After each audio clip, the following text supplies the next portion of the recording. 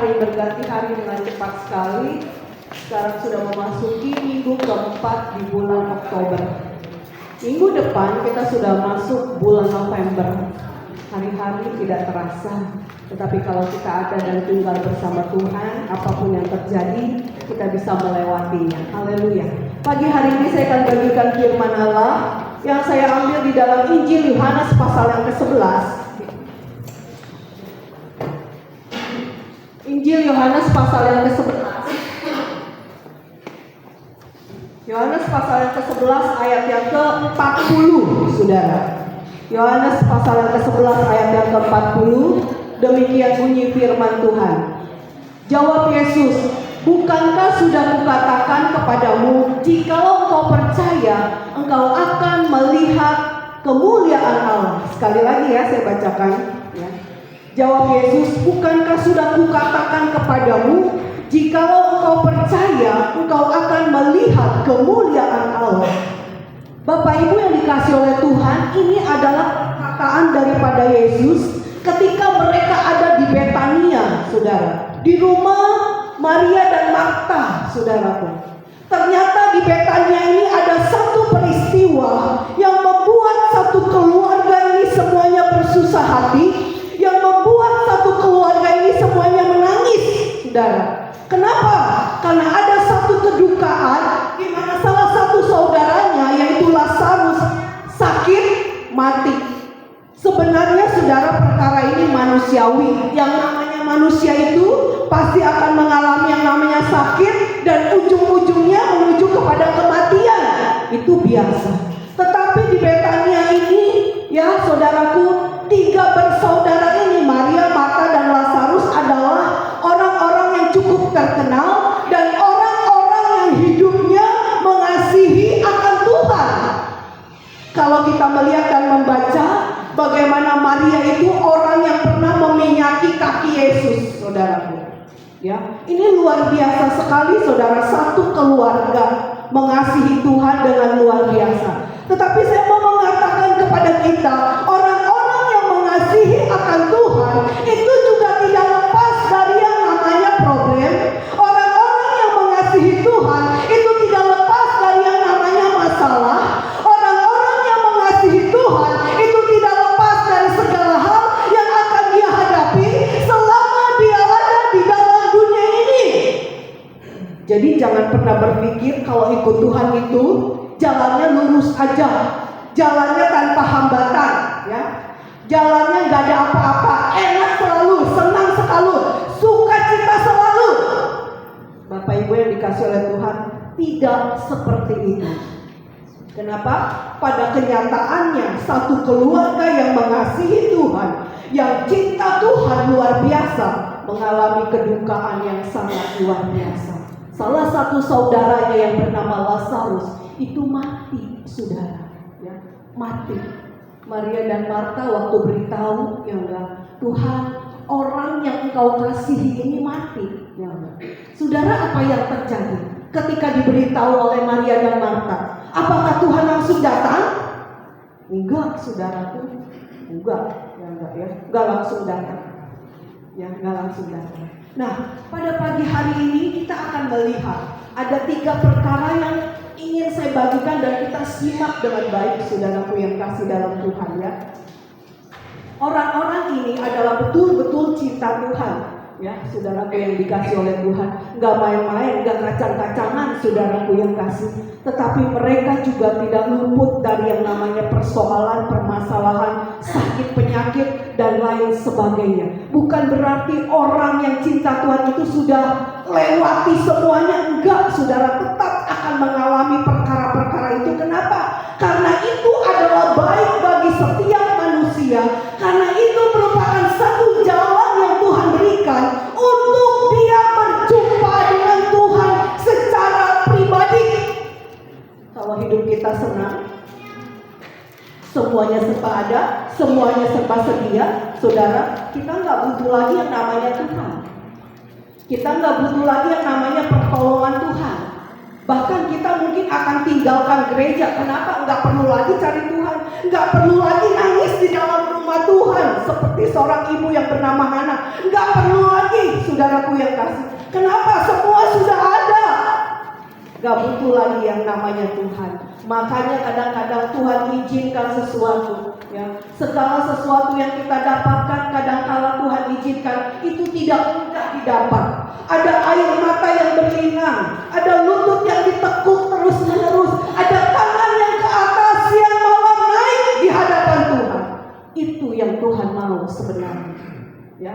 Nah, pagi ini kita akan melihat poin yang pertama, Bapak Ibu yang dikasih oleh Tuhan.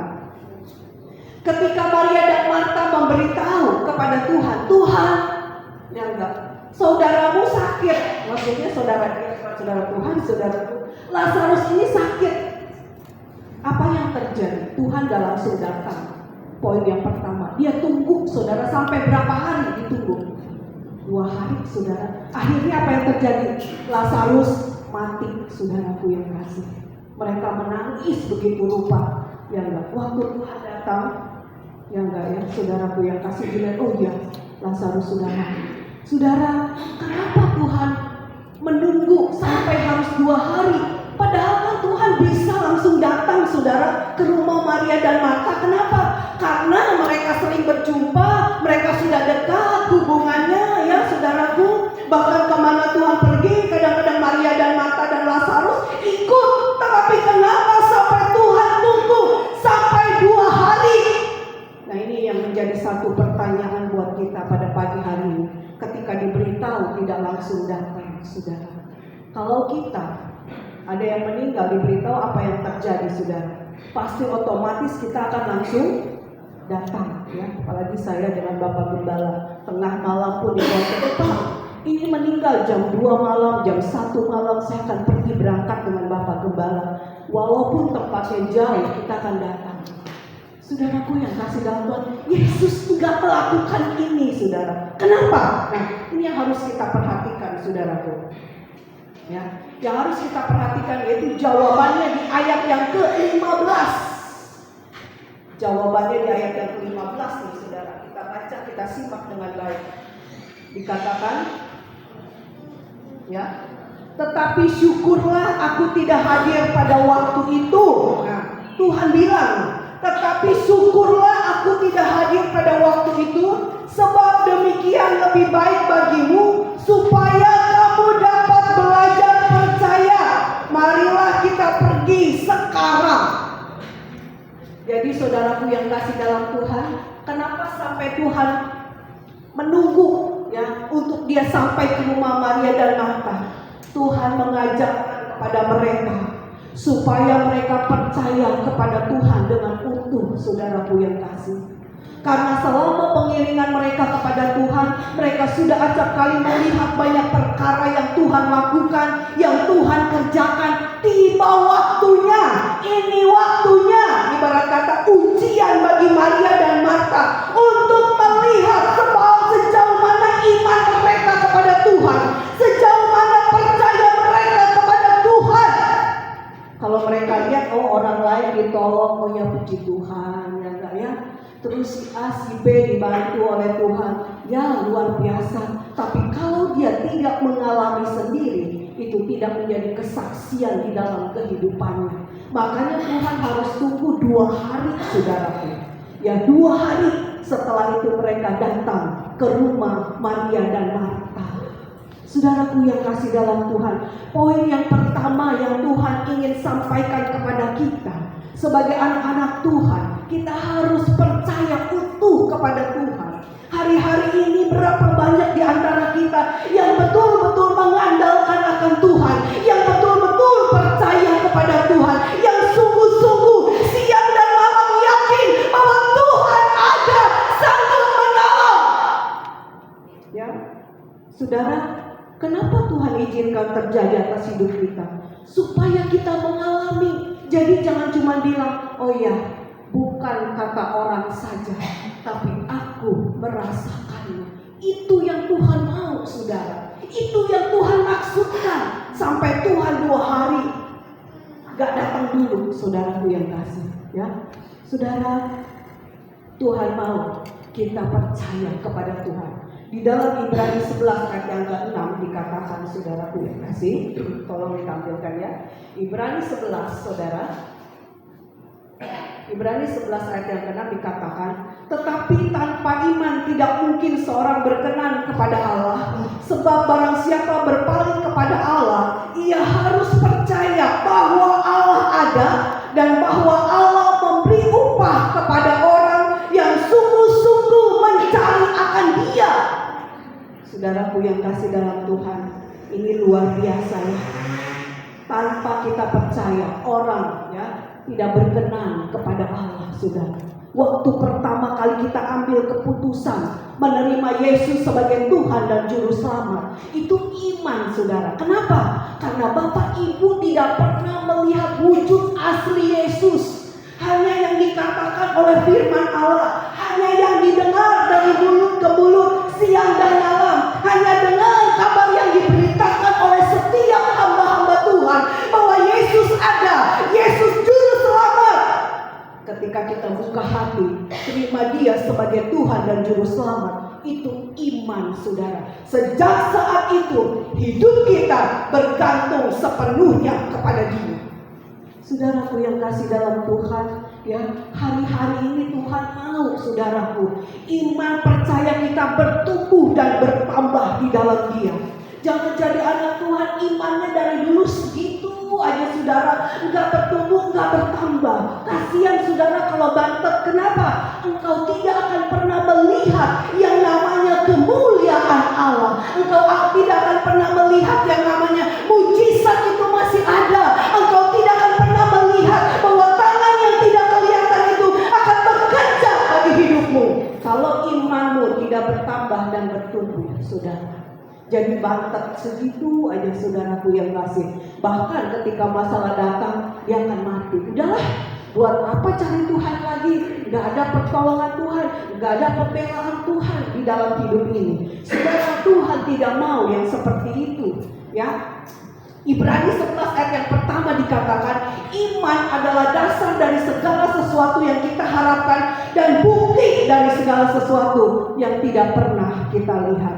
Secara kasat mata kita tidak pernah melihat Yesus, tetapi kita bisa merasakan bagaimana kasih-Nya, pertolongannya, pembelaannya ada dalam hidup kita. Itulah yang membuat iman kita bertumbuh. Itulah yang membuat kepercayaan kita naik dari hari datang kepada hari. Itu yang Tuhan mau, saudaraku. Ya, jadi beda, mohon maaf ya, beda anak Tuhan itu dengan orang yang tidak percaya Tuhan, saudara. Ya, hidup kita hidup berjalan dengan iman, saudaraku. Iman itu timbul dari mana? Dari mendengar, saudaraku. Dari mendengar. Makanya banyak-banyak dengar firman Tuhan. Banyak-banyak, saudaraku, ya. Jangan mendengar hal-hal yang lain yang bikin kita susah, yang bikin kita sulit. Pakai telinga kita dengan baik, saudaraku. Untuk apa? Mendengar kebenaran firman Allah. Ada dan tinggal di dalamnya. Maka, ya, Bapak Ibu yang dikasih oleh Tuhan, Roma 1 ayat yang ke-17, orang benar akan hidup oleh iman. Saudara, kalau kita berjalan di dalam dunia ini, yang kelihatan oleh mata kita itu, yang membuat kita itu tidak mungkin, tidak pasti, terus apalagi, saudaraku, rasanya mustahil. Saudara, kalau kita pakai dengan kacamata hidup kita, tetapi Tuhan mengingatkan kepada kita pada pagi hari ini, orang benar akan hidup oleh iman. Jadi kita berjalan bukan karena melihat, tapi kita berjalan oleh karena iman atau percaya, saudara. Ya, amin, Bapak Ibu. Amin.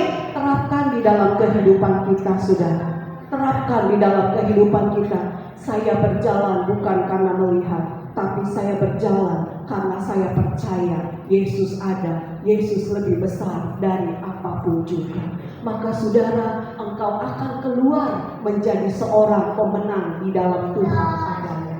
Itu poin yang pertama, saudaraku. Yang kedua, saudaraku, ya. Yang kedua, kita kembali lagi ke Yohanes, saudaraku. Ya. Yang kedua, ayat yang ke-17. Yang kedua, maka ketika Yesus tiba, didapatinya Lazarus telah 4 hari berbaring di dalam kubur. Ketika Yesus datang, saudara, Lazarus ini sudah dikubur. Sudah 4 hari. 4 hari ini udah bau, saudaraku. Kalau manusia meninggal ini, rohnya ada bersama dengan Tuhan, tubuhnya kembali kepada debu tanah karena diciptakan dari debu tanah, saudara. Ketika Yesus sampai ke Betania, ke rumah Maria dan Marta, ya, Lazarus itu sudah 4 hari mati. Orang zaman dulu kalau mati itu dibalsemin, saudara, ya. Jadi nggak ada baunya. Kalau sekarang pakai formalin, kalau zaman dulu nggak, saudara, pakai rempah-rempah mereka. Ya, nah, tetap saja, saudaraku, rempah-rempah tidak bisa mengalahkan yang namanya bau busuk dari tubuh yang sudah tidak bergerak lagi, saudaraku yang kasih. Nah, saudara, kita melihat waktu Tuhan datang, terlambat nggak, saudara? Terlambat nggak? Terlambat, ya. Sampai Maria Marta nangis, Tuhan, Engkau datang terlambat, ya enggak? Engkau yang kasih sudah mati, coba Engkau datang 4 hari di muka, pasti, ya, pasti dia akan hidup. Tuhan bilang apa, saudara? Tuhan bilang apa?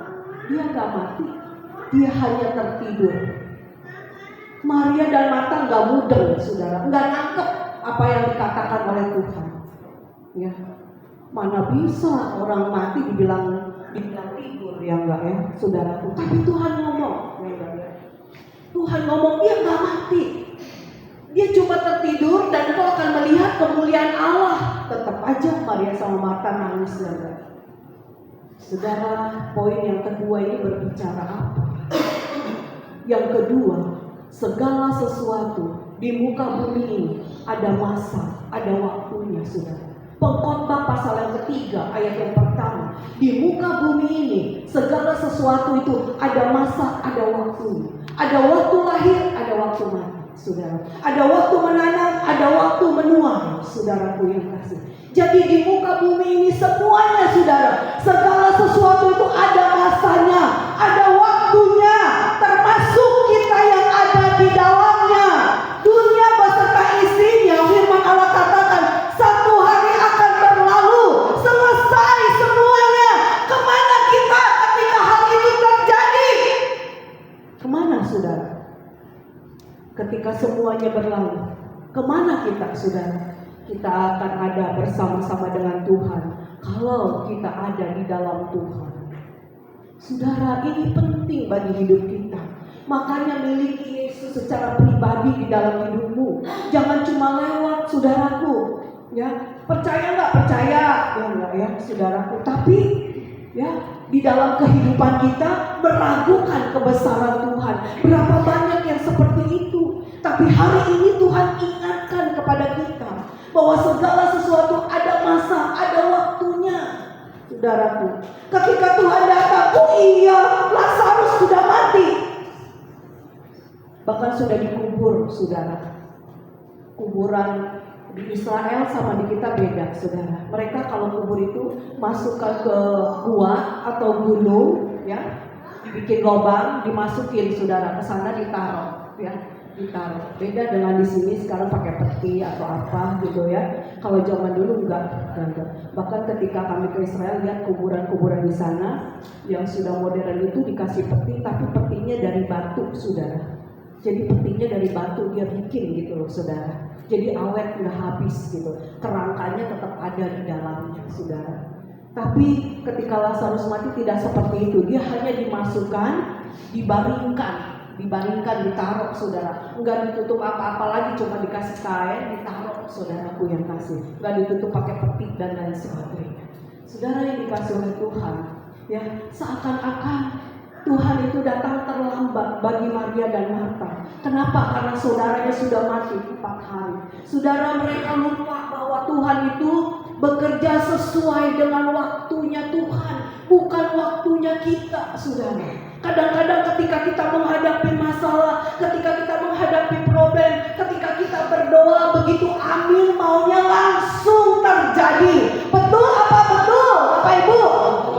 Ya, betul. Termasuk saya jujur mengaku, Saya kalau berdoa dalam nama Yesus, sudah ini keluar gitu ya saudara. Tuhan kalau amin itu kalau bisa tuh langsung plok terjadi. Tapi tidak seperti itu. Firman Allah katakan bahwa segala sesuatu ada masa, ada waktunya. Ada waktunya engkau yang menabur dengan tetesan air mata. Terus sampai saya bilang, Tuhan kapan selesainya? Saya suka tanya, kalau pergumulan ini lama, sudah setahun lewat, saya tanya Tuhan, udah setahun loh saya berdoa buat perkara ini, masih belum ya Tuhan? Tuhan berbicara, lanjutkan. Iya, yang kayak saudara, lanjut lagi saudara, udah lanjut lagi, masuk ke tahun kedua, saya tanya lagi, Tuhan ini udah tahun kedua, Tuhan kasih lihat nih doa kamu nih, baru setengah jalan, ya, lanjut lagi, masuk tahun ketiga saudara. Saya tanya lagi, Tuhan ini udah tahun ketiga, masih belum juga loh, kata Tuhan yang baik. Doakan terus, jangan dikurangi doanya ya. Waduh, Tuhan ngomong, jangan dikurangi seperti yang kamu doakan dari awal sampai akhir. Saudara, Tuhan bekerja menurut waktunya, bukan waktu kita. Ada kalanya Tuhan bekerja cepat, tapi ada kalanya Tuhan bekerja lambat. Buat kita yang lambat itu rasanya udah terlambat, tapi bagi Tuhan tidak ada yang terlambat. Dia bekerja tepat di waktu yang sangat dibutuhkan oleh kita, saudara. Detik-detik, aduh rasanya udah tinggal, kalau benang itu udah tinggal tas putus gitu saudara. Saat itu Tuhan langsung baru terkonek, tak, ya enggak, waduh, ya enggak ya, kita sudah ketar-ketir, saudara ya, aduh Tuhan, udah waktunya, aduh Tuhan, bagaimana, aduh Tuhan, ya enggak mungkin, di kantor, di kampus, hati kita enggak tenang, menanti, karena udah di ujung tanduk, gimana Tuhan, apalagi kalau udah dokter bilang, udah deh, kumpulin keluarganya, wah, udah dah saudara ya enggak, berarti ini udah ya saudara ya. Itulah kita manusia, beda dengan Tuhan. Tuhan bekerja menurut waktu kita, saudara. Jadi kita harus pahami ini. Walaupun mungkin hari-hari ini engkau masih terus berlinang air mata karena pergumulan doa yang belum selesai, saudara. Saya mau berkata, terus aja lakukan itu. Doa kan gak bayar, saudara, betul? Doa bayar gak? Enggak, tinggal tekuk lutut ya, luangkan waktu aja saudaraku ya, luangkan waktu aja ya. Dulu saudara saya belum semuanya percaya Tuhan loh saudara, tapi satu-satu saya berdoa, saudaraku, jadi satu-satu saudara saya percaya Tuhan, saudaraku, termasuk papa saya, saudaraku, percaya ya. Sulit saudaraku ya, sulit untuk memenangkan satu anggota keluarga. Kenapa? Karena dilihat dari cara hidup kita, betul? Ya, kita harus menjadi contoh, kita harus menjadi teladan buat seluruh anggota keluarga kita. Baru mereka akan berkata, ya udah, kalau gitu saya mau percaya Tuhan. Coba kalau hidup kita tidak benar, kalau hidup kita tidak baik, saudara, di dalam satu keluarga, apa orang mau percaya Tuhan? Percuma. Kamu aja yang ke gereja hidup seperti itu, terus kamu mau nginjilin saya, ayo ke gereja, perbaiki dulu cara hidup kamu. Pasti orang akan berkata seperti itu. Betul apa betul Bapak Ibu? Betul kan? Makanya Bapak Ibu yang dikasih oleh Tuhan, ya, Tuhan mau kita menjadi contoh dulu buat yang lain. Ini bukan perkara yang mudah, saudaraku. Kita harus berjuang melawan segala keinginan daging kita, saudara. Ya, apalagi yang punya tensi darah tinggi ya, ya saudaraku ya, waduh sedikit terpicu dia meledak dua gitu ya, saudaraku. Banyak saudara kita diperhadapkan oleh berbagai persoalan yang membuat kita itu sebenarnya kalau bisa jauh dari Tuhan dan kita tidak menjadi berkat bagi banyak orang. Bagaimana caranya memenangkan orang, saudara? Ya hiduplah di dalam kebenaran firman Allah. Saudaraku yang kasih dalam Tuhan, ya, Tuhan bekerja menurut waktunya Tuhan. Walaupun cukup lama kita berdoa, saudara, walaupun cukup lama kita bergumul, tapi toh akhirnya Tuhan dengar dan jawab doa-doa kita. Ada sesuatu yang Tuhan mau kerjakan bagi hidup kita. Ada sesuatu yang Tuhan mau lihat, kesabarankah, ya? Terus apalagi saudaraku, perubahan hidup kita, kepercayaan kita kepada Tuhan. Sampai waktunya doa itu terjadi dan terjawab. Saudaraku yang kasih, mari kita belajar di poin yang kedua ini, bahwa segala sesuatu ada masa, ada waktunya Tuhan bekerja. Dan di dalam Pengkhotbah pasal yang ketiga ayat yang ke-11, Tuhan membuat segala sesuatu itu indah pada waktunya. Saudara, Tuhan membuat segala sesuatu itu indah pada waktunya. Jadi saudara jangan berkecil hati. Jangan berkecil hati saudara. Kalau hari ini masih terus berlutut sampai mungkin ini kaki kita kapalan karena berlutut, berdoa puluhan tahun berdoa. Jangan kecil hati, sebab Tuhan membuat segala sesuatu itu indah pada waktunya. Kalau belum dijawab, belum waktunya, Tuhan, sabar. Jadi Bapak Ibu, memang ini gak gampang bagi seluruh kehidupan kita. Ya, sabar Bapak Ibu. Sabar terus, walaupun penuh tetesan air mata. Seorang ibu yang menginginkan anak, saudara, itu berdoanya yang dicatat aja di dalam 1 Samuel. 1 tahun doanya. Bayangkan kalau dia harus datang ke dalam rumah Tuhan, itu jalan berhari-hari. Karena mereka cuma naik onta paling cepat, biasanya keledai yang dipakai. Di sana itu masih banyak keledai loh saudara. Sampai hari ini saya lihat di Mesir, di Israel, di Jordan, masih banyak yang naik keledai saudara. Saya berpikir kalau dari Tangerang ke Jakarta naik keledai, sampainya berapa jam ya? Hah? 1 hari ya, naik mobil aja macet 3 jam udah mumet kepala. Ini naik keledai gitu ya. Saya lihat tuh, ya ampun tuh orang masih naik keledai gitu ya, enggak kapan nyampenya ya, enggak gitu. Mau ke pasar naik keledai saudara, keledai dimuatin beban sayur-sayuran dan lain sebagainya. Itu berbicara tentang kesabaran. Amin Bapak Ibu. Amin. Sabar ya, sabar. Ingat, Tuhan membuat segala sesuatu itu indah pada waktunya. Ini yang saya pegang.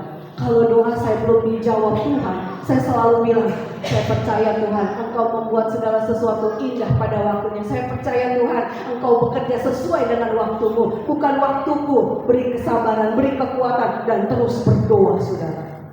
Semangat gitu ya saudara. Ya, amin Bapak Ibu. Amin. Ayo tetap semangat. Itu yang kedua saudara. Yang ketiga nih saudara, ini hebat luar biasa. Ini hebat luar biasa saudara. Saya mau berkata dahsyat, tidak ada Allah yang seperti Yesus saudara. Ya, tidak ada Allah yang seperti Yesus, saya mau katakan. Yang ketiga, ayat yang ke-25 saudara. Ayat yang ke-25 Yohanes 11 ya. Yohanes 11 ayat yang ke-25 dikatakan, jawab Yesus, Akulah kebangkitan dan hidup. Barang siapa percaya kepadaku, ia hidup walaupun ia sudah mati. Sekali lagi ya, saya bacakan. Jawab Yesus, Akulah kebangkitan dan hidup. Barang siapa percaya kepadaku, ia akan hidup walaupun ia sudah mati. Saudara, Yesus berkata, Akulah kebangkitan dan hidup. Dia menyatakan diri kuasanya kepada Maria dan Marta. Dia memproklamirkan dirinya bahwa dia adalah Allah. Dia yang sanggup membangkitkan orang yang sudah mati. Sekalipun saudara, Lazarus sudah 4 hari di dalam kubur. Saudara, ini luar biasa. Ini luar biasa. Mungkin bagi orang yang tidak mengenal Tuhan berkata mustahil orang yang sudah mati bisa hidup kembali. Mustahil. Yang bisa orang mati hidup kembali jadi pocong, jadi kunti, betul? Jadi setan gentayangan, ya enggak ya? Orang Chinese dulu bilang gini, oh kan 3 hari dia pulang, kasih makan gitu, ya enggak ya? Saudara, saya bingung, orang udah mati dikasih makan ya. Saudaraku, itu kepercayaan kita dulu, betul? sampai dibilang 12 mangkok, ya enggak ya saudaraku, dikasih makan tuh, ya. Saya punya emak tuh, ya, kasih makan sebelum dimasukin peti, dikasih makan dulu 12 mangkok, maksudnya 12 macam sayur. Ini sayur godok, benar loh saudara, dimasakin sayur godok, ya, terus dikepulutin gini. Ini sayur godok ya, nya, pakai dipanggil, udah, nya ini ayam, ya, dikepulutin. Terus apa lagi, ini babi panggang, ini babi apa? Saya ngeliatin masih kecil, terus saya tanya mama saya, ini emang emak bisa makan ya? Ya enggak. Terus mama saya bilang cuma senyum. Enggak, karena mama saya doang yang percaya Tuhan, yang lain enggak. Kalau mama saya bilang, gak usah dikasih makan, orang udah mati. Bisa gawat ya enggak mama saya ya enggak ya. Waduh saudara, 12 macam, kadang lebih gitu saudara, dikasih makan di mulutnya. Terus saya mikir-mikir secara otak saya yang masih anak-anak, emang kalau orang udah mati kan udah diem ya, mulutnya aja udah tutup, gimana mau dikasih makan? Apa dia bisa telan sampai ke sini? Saya liatin gitu ya, dituelin di mulutnya. Ini satu. Saudaraku yang kasih, itu kepercayaan kita dulu, saudara. Ya, itu dulu sebelum kita mengenal Tuhan, kita melakukan itu turun temurun. Tapi setelah kita percaya Tuhan, setelah kita tahu kebenaran yang Alkitab katakan, kita tidak melakukan hal itu lagi. Kalau menghadapi orang kematian, yang kita hibur adalah orang yang masih hidup. Kenapa? Karena yang sudah mati sudah tidak bisa berbuat apa-apa. Yang harus kita lakukan, kita kuburkan. Ada kesedihan? Ada. Pasti kita nangis. Ya, biarin kalau dia nangis. Ya, saya sering kali mengalami melayani orang yang meninggal, biarin dia nangis. Dia mau guling-gulingan, dia mau gosen-gosenan, biarin. Itu pelepasan untuk terakhir kali dia melihat orang yang dikasihi pulang ke rumah Bapa di sorga. Kalau kita jadi anak Tuhan, saudara. Setelah itu selesai, saudaraku yang kasih. Gak perlu lagi dikasih makan, saudara. Ya, gak perlu lagi. Paling kita berikan yang terbaik, ya enggak? Saya selalu bilang sama saudara-saudara saya, kalau ada yang meninggal, ayo kita gandeng tangan, kita berikan yang terbaik. Berikan yang terbaik apa? Kita kasih peti yang terbaik, tanah pekuburan yang terbaik. Kenapa? Itu persembahan kita yang terakhir buat orang yang kita kasihi. Orang dunia bilang, ngapain tuh ya? Orang Kristen kalau mati pakai petinya sampai puluhan juta gitu ya. Bukan buat sombong, saudara, bukan. Kalau kami ya, prinsip di keluarga kami, bukan supaya dia orang kaya ya, petinya bagus, mahal. Apalagi kalau taruhnya di Grand Haven, terus kuburnya di San Diego Hill gitu ya. Saudara, bukan. Kalau kami, nggak tahu kalau orang lain gitu ya. Tapi nggak ada sih keluarga kami yang taruh di San Diego Hill. Kemahalan. Kemahalan, saudara ya. Yang hidup masih butuh dana, lebih baik untuk itu gitu. Cukuplah di TPU Pancasila gitu, saudara ya. Kenapa saudara? Kita beri yang terbaik. Walaupun memang ujung-ujungnya kan akan masuk semua ke dalam tanah dan akan lebur jadi satu, tapi kita puas. Kita ngomong ini persembahan kita yang terakhir. Ayo kita bergandeng tangan. Yang kuat banyak, kasih banyak. Yang gak kuat banyak, kasih sesuai dengan kemampuan diri. Begitu saudara. Kalau di saya gak tahu kalau yang lain gitu ya saudara. Memberikan yang terbaik. Kenapa? Karena mulai saat itu kita tidak akan pernah memberikan sesuatu lagi kepada dia. Gitu loh, saudara. Kita tidak akan pernah memberikan lagi kepada orang yang kita kasihi karena sudah selesai. Ya. Waktu saya meninggal itu umur 93. Panjang ya. Gak ada sakit apa-apa. 93.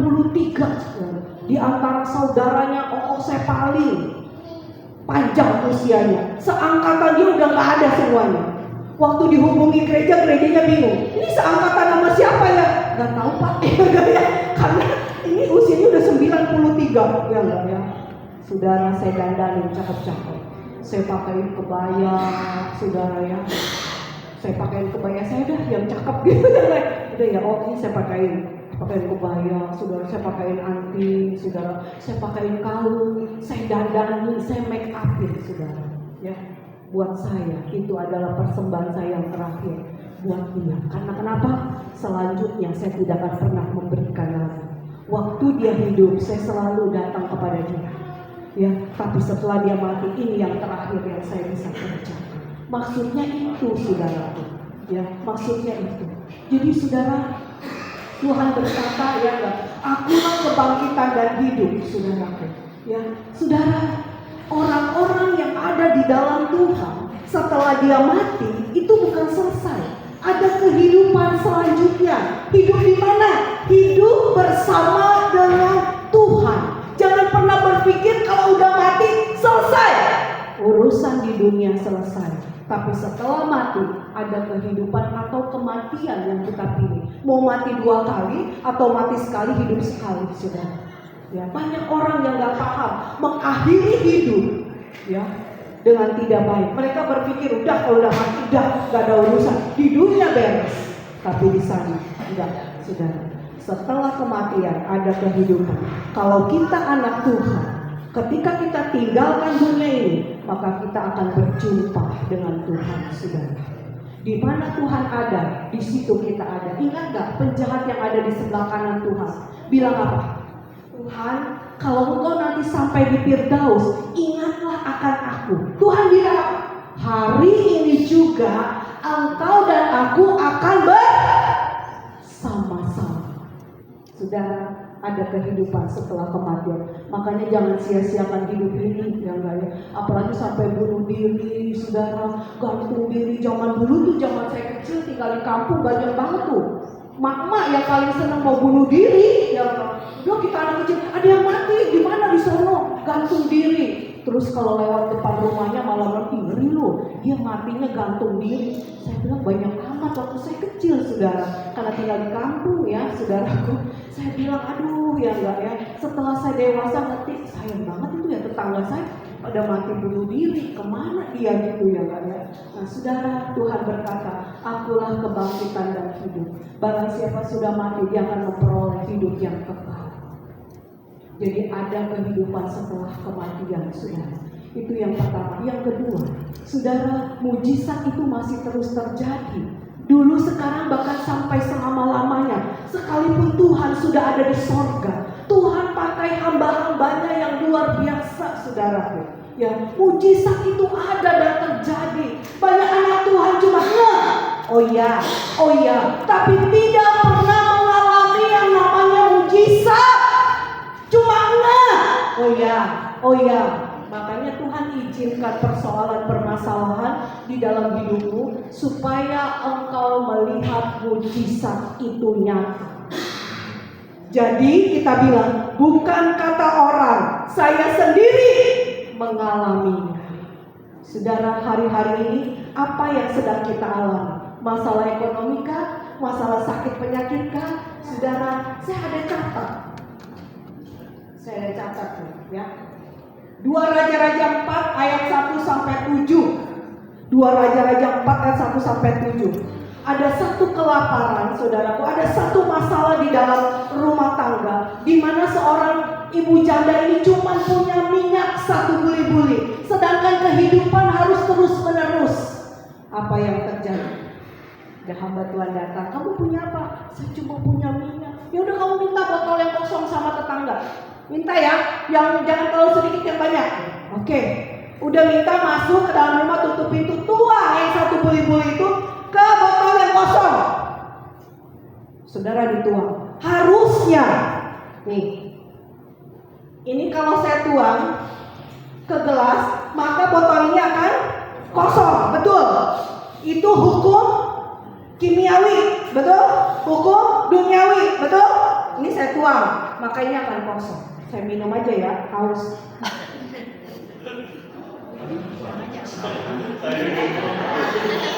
Haus dari tadi ngomong terus ya Bang.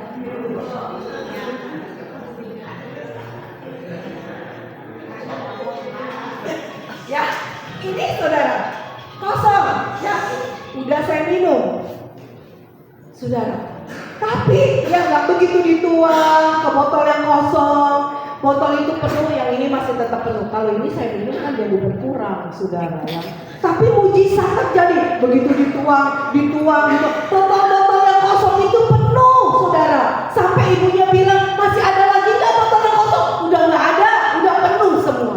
Dan ibu janda itu hidup dari minyak itu sampai masa kesusahan, sampai masa kekeringan itu lewat. Artinya dipelihara oleh Tuhan, artinya mujizat itu dinyatakan buat ibu janda di dalam hal ekonomi.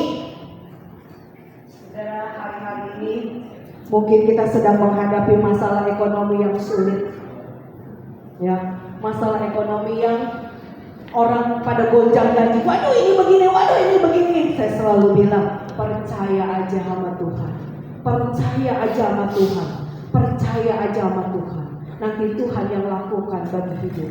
Itu masalah ekonomi. Lalu bagaimana dengan masalah kesehatan? Yang sering sakit, ya, yang sering sakit. Saudara, wanita yang 12 tahun pendarahan, kemarin saya sampaikan di buku, 12 tahun pendarahan loh saudara.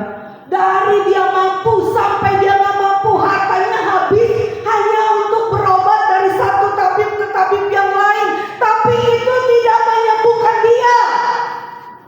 Satu kali dia dengar bahwa ada Yesus dan Yesus sanggup, dia udah gak kuat lagi jalan kayak kita begini. Udah gak kuat, tubuhnya tinggal kulit sama tulang. Dia merangkak saudara. Makanya dia berkata, dia punya pengertian asal ku jamah saja. Artinya wanita ini menderita luar biasa, gak bisa jalan, dia cuma merangkak saudara. Di lantai dia merangkak. Yang penting asal aku pegang aja jubah Yesus dari belakang, pasti aku akan sembuh. Itu saudaraku yang kasih. Dia berusaha untuk sampai kepada Yesus. Begitu dia sampai, dia pegang belakangnya. Dia pegang belakang jubah Yesus sampai Yesus bilang begini, ada aliran yang keluar dari dalam tubuhku. Siapa yang pegang? Siapa? Saudara, luar biasa. Dalam hal kesehatan, Tuhan turut bekerja di dalam. Kalau engkau sakit, Tuhan izinkan supaya engkau percaya kepada Tuhan, supaya engkau melihat Tuhan di dalam sakit penyakitmu. Amin apa amin? Jadi saudara jangan ngeluh-ngeluh ya kalau sakit. Amin? Amin? Memang gak enak kalau sakit. Memang gak enak. Saya berapa kali mengalami sakit. Saya udah pernah pendarahan 2 bulan saudara. 2 bulan pendarahan. 5 dokter bilang kalau gak sembuh ini rahimnya diangkat. Kuret dan angkat, kuret dan angkat. Saya bilang ini apa-apaan ya? Saya gak kenapa-napa ya enggak. 5 dokter saudara, dokter kandungan. Kalau dikasih obat dia berhenti, darahnya dia berhenti. Itu sekitar umur 47 tahun saudara. 47 berhenti. Ntar kalau nggak minum dia keluar lagi sampai saya capek. 2 dokter terakhir dikasih obat, saya lihat sama. Udah saya nggak mau makan, Tuhan saya udah nggak mau makan. Saya sudah kecapean minum obat. Ya saudara ya. Saya nggak telaten Tuhan minum obat. Ya udah saya selesaikan aja gitu. Udah saya berdoa aja lah sama Tuhan ya enggak ya. Saya percaya Tuhan pasti tolong. Betul saudara. Ya Tuhan sembuhkan saya dengan kuasa-Nya. Saya nggak minum obat lagi. Tiba-tiba saudara hari itu Minggu perjamuan kudus saya angkat. Seninnya saya melilit-melilit, perut saya diputer-puter. Selasanya darahnya berkurang, Rabunya nggak ada, Kamisnya total berhenti. Jadi bukan kata orang, tapi saya sendiri mengalaminya. Jadi saudara, ketika kita sedang sakit, ketika kita sedang menderita, saudara, gak usah bersungut-sungut. Kenapa saya yang kena sakit ya? Kenapa bukan dia ya? Kenapa begini ya? Kenapa begitu ya? Udah, saya suka sering bilang, udah naikkan syukur aja, haleluya aja sama Tuhan. Ya, saya bilang. Ya, saudara, memang sakit itu gak enak. Ada yang bilang sakit enak? Kecuali anak saya. Enak kalau di rumah sakit makannya enak-enak, rupanya makanan emaknya gak enak kayaknya. Yang saya jadi tersinggungnya gak ya? Ya saudaraku yang kasih dalam Tuhan. Jadi bukan kata orang, saya mengalaminya. Amin Bapak Ibu. Amin. Udah banyak kalau masalah sakit mah. Saya hampir kena kanker, udah sampai hari ini saya sehat walafiat. Ya saudara, udah kaki lumpuh, jangan sampai diseret-seret begini. Ya, saya naik ke motor, saya angkat kaki saya begini, udah saudara. Ditabrak, jeger, pingsan 3 kali, tulangnya bergeser dan patah kayaknya. Saya juga nggak tahu, pagi-pagi terdengar bunyi pertak-pertek ya nggak, saya bisa bangun. Saudara, bukan kata orang. Amin. Amin. Sekali lagi ya, saya kata bukan kata orang, tapi aku sendiri yang mengalaminya dan melihat bahwa Tuhan itu ada. Lalu Bapak Ibu dikasih oleh Tuhan. Ya, jadi ini bukan main-main lagi. Ini kebenaran yang harus kita simak dengan baik dan kita pegang dengan baik bahwa Tuhan ada. Akulah kebangkitan dan hidup. Barang siapa mati di dalam aku, dia akan hidup kembali. Tuhan Yesus memberkati. Mari kita bangkit berdiri. Haleluya. Pagi hari ini apa yang sedang kita alami Bapak Ibu? Pergumulan apa yang ada di dalam hidup ini? Ya. Ini waktunya kita berdoa kepada Tuhan. Ini waktunya kita berdoa kepada Tuhan. Haleluya. Haleluya. Haleluya. Haleluya. Haleluya. Berkali-kali Tuhan tolong kita. Berkali-kali Tuhan ada buat kita. Berkali-kali Dia menyertai kita.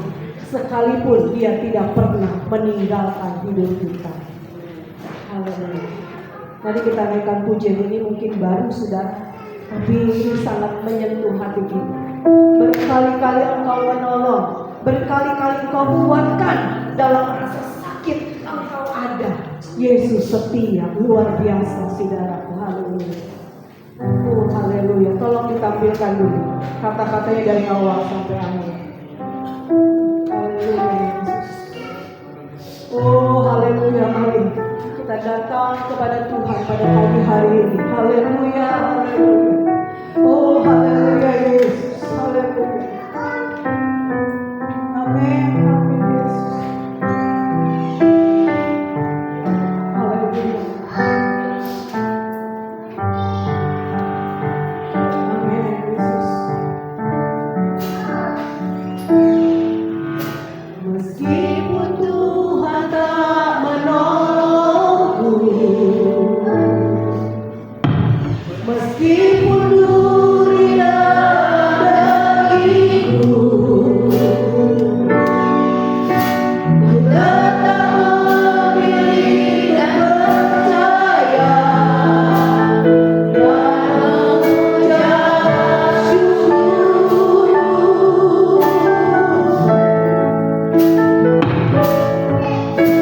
Meskipun doaku tak terjawab, meskipun hatiku habis tenang, ku tetap memilih percaya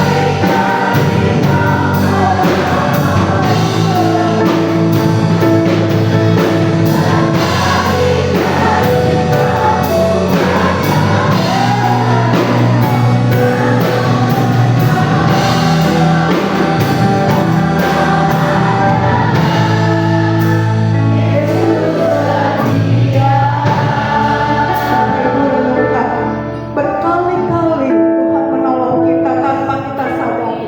Berkali-kali Dia memberkati kita. Berkali-kali Dia angkat kita, saudaraku. masih kurang